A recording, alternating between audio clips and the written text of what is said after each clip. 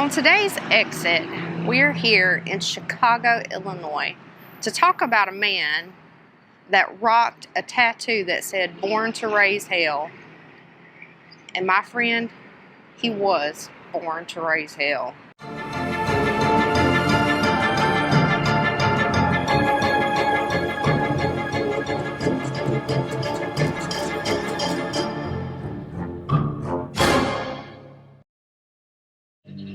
What you locked up for?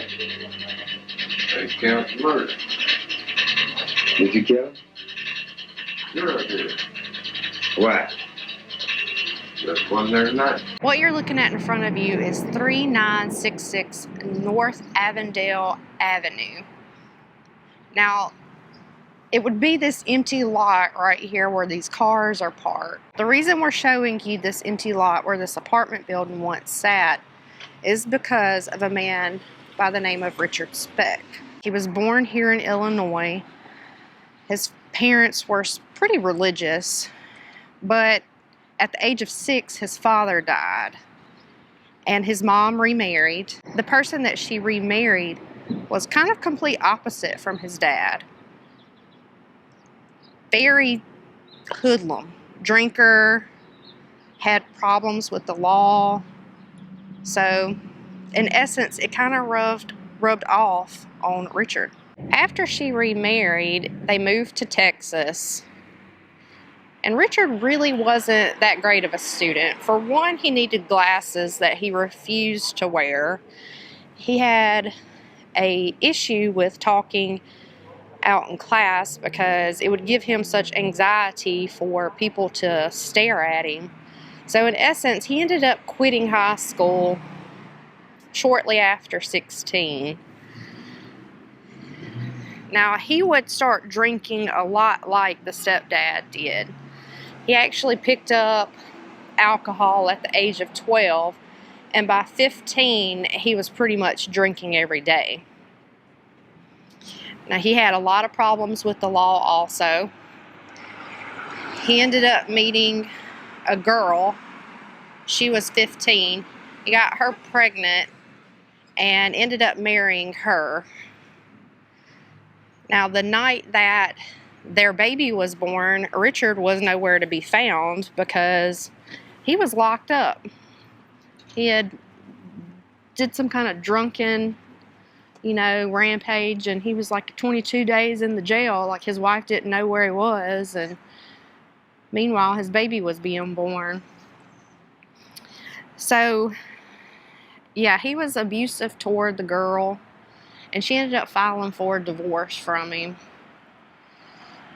So he would go on later. He broke into this 65-year-old woman's house, raped her, tied her up and raped her, stole her $2.50 that she had earned from babysitting. Got no tree, did And then later on, he went, because I think he was staying with his brother at the time, he went on to murder a girl that worked at a bar, because they said he had frequented the bar and she went missing. They later found her body, and the police went on to question him, and that's when he came here. Like, he had already been here once, and then he came back. But basically, it was because of that first murder that he came here to this building that once sat here, because this is where his sister once lived, Martha. He stayed with her for a short time. She lived on the second floor right here until he basically wore his welcome out. And they was like, you got to get a job, you got to go. Which you can't blame her, because he sounds like a real peach. And somewhere in the middle of all of that, that's when he decided to go get the tattoo of the "Born to Raise Hell" on his arm, which in essence would play a major part in him getting caught later on in the story. We've walked across the road to the area where the apartment building would have stood. Now, the current date when Richard made his way back here was April 1966. His sister Martha was a pediatric nurse that lived in this apartment building with her husband and 2 daughters. Her husband was a part of the U.S. Navy and thought that finding Richard a job to work on a ship would be an appropriate thing for him to do. Maybe kind of clean up his act or something like that. Because in essence, they knew that he was full of crap, because when he got here, he told them that the reason that he needed to come to the area was because a crime syndicate wanted him to sell drugs, and he refused to do that. And they knew his story was bogus, and it was, because he was basically on the run because cops were already questioning the death of that 32-year-old girl that worked at the bar that he frequented. The empty lot you're looking at now once held the National Maritime Union hiring hall. Now, this is located at 2335 East 100th Street in the Jeffrey Manor neighborhood of South Deering, Chicago. Martha's husband, Gene, had pushed Richard into getting a job on a ship because, like I said, he thought it would kind of straighten him out. So he did end up getting a job on a ship. He went out, but unfortunately that job got cut short because he ended up getting appendicitis and had to be flown back in. And he stayed with Martha during his time of recuperation. Now, he also, during this time, went to Michigan for a brief stay and then ended up coming back. Well, on June 30th, that's whenever Gene took Richard to this location to find another job. He would come here to this hiring hall, try to get an assignment, and if they had an assignment, they would send him to it. So he came here for a couple of days. Each time his assignment kind of got given away from underneath him, maybe to like a person that was more experienced. He came here and tried to get another assignment and went all the way to where they had sent him, only to find out his job had been given away from him yet again. So, of course, this pisses him off, and he goes to drink. We've made it to July 13th. Now, keep in mind, Richard has been sent out on several jobs, been rejected from several jobs for the shipping thing. So remember I told you when we were at the last location, they had sent him out on one particular spot. He got there, the job had been given to someone else. So in essence, he shows back up at the National Maritime Union. He's angry, you know, he's got his bags. Well, that's when his sister and her husband show up. He sits in the car and talks to them for a short amount of time. They give him the $25. Well, he waits there until about 10:30 that morning, and he's just pissed off. And he sets out walking. Now, he walks about 1.5 miles to a place called the Shipyard Inn. He gets down here to South Avenue North and East 101st Street. Right here on the corner, you'll see this fenced-in area. This is where the Shipyard Inn once stood.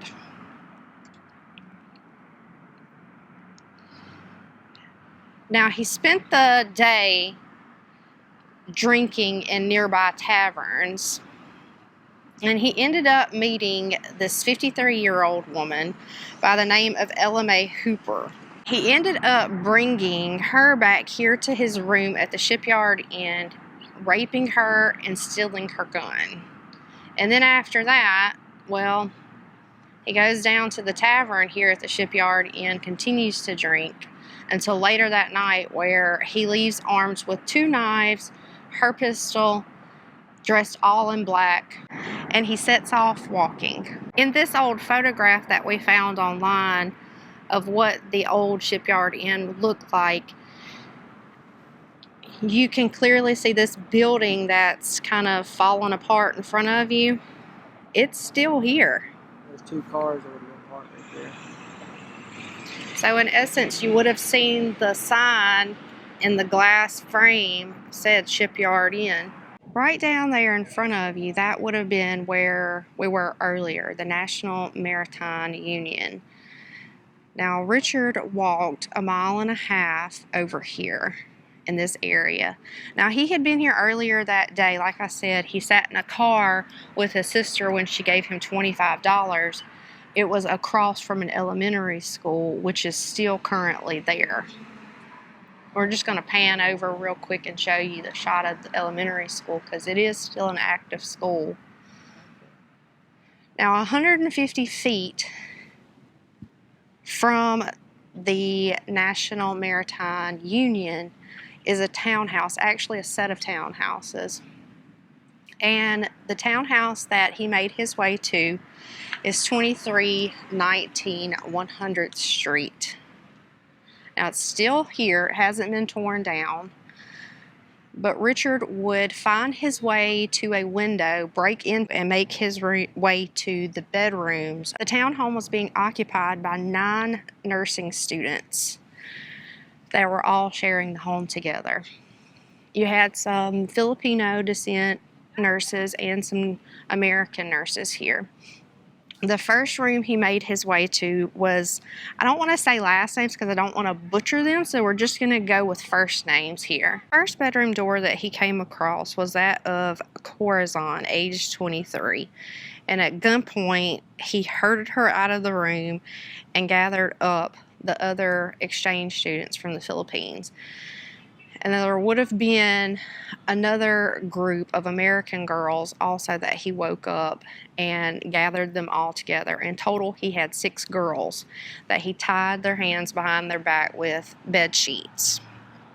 Now, the American girls basically told them, like, oh, we need to do what he says and maybe he won't hurt us, yada, yada, yada. Because they said he acted polite. He told them that the only thing that he wanted was money to get to New Orleans. Instead of actually doing what he told them, like, hey, I just need the money to get to New Orleans, he led each girl out of the room into a separate room and either stabbed them or strangled them. Now, Corazon, the reason I'm focusing on her is because she's the only one that survived this horrific event. She later went on to say that she never heard any of her roommates scream or cry out. The only thing she heard were muffled cries. Now, during the course of all this carnage, you had 2 other roommates show back up later that night. And Richard met them whenever they got into the dorm. And when they would come in, he would immediately stab them, strangle them, whatever it was he did to end their life. Now, in the midst of all that, it's speculated that Richard basically forgot how many girls were there because Corazon was able to roll under a piece of furniture and hide. And our last victim arrived later that night. She was actually the only one that he brutally raped before taking her life too. Now, he left his carnage behind. Corazon stayed hidden for a while after he left just to make sure that he wasn't coming back. And when she thought it was safe, and that in the early hours of that morning, she got out and she said, all my roommates are dead. Our next door neighbor, Mrs. Windmiller, asked me if I heard this awful screaming. And may we get the other descriptions, Doctor, where the other bodies were and what happened? In the east bedroom, there were 2 girls lying on the floor. The only thing that I might say to this man is that he is psychologically sick. He ought to turn himself in. He ought to. As I said before, this is the crime of the century. Why you use a gun? Why did you prefer to use a knife? You don't make too much noise. There's in no shape to run. The knife to fly. One of the crime photos actually shows them bringing out one of the victims on a gurney, and you see, people lined up. You see the coroner or medics, whoever's bringing them out. But what you can see is the top and side of this building right here. So the camera, they would have been bringing them out this door. People would have been standing here, and you would have seen the top of that building right there. So another crime photo would have been from about right here in the middle of the street, because you can actually see a car here, what looks like a news reporter here, with them bringing out another victim, and just a mob of people standing all in front of, because you can't even hardly see the front of here. You can see the second story, and you can see these 3 windows here, but this fence wouldn't have been there back then. Crazy. We've made our way further into the city of Chicago, more specifically 617 West Madison Street. Now, back in the day, this would have been the Star Hotel, but as you can see, it's now a parking garage.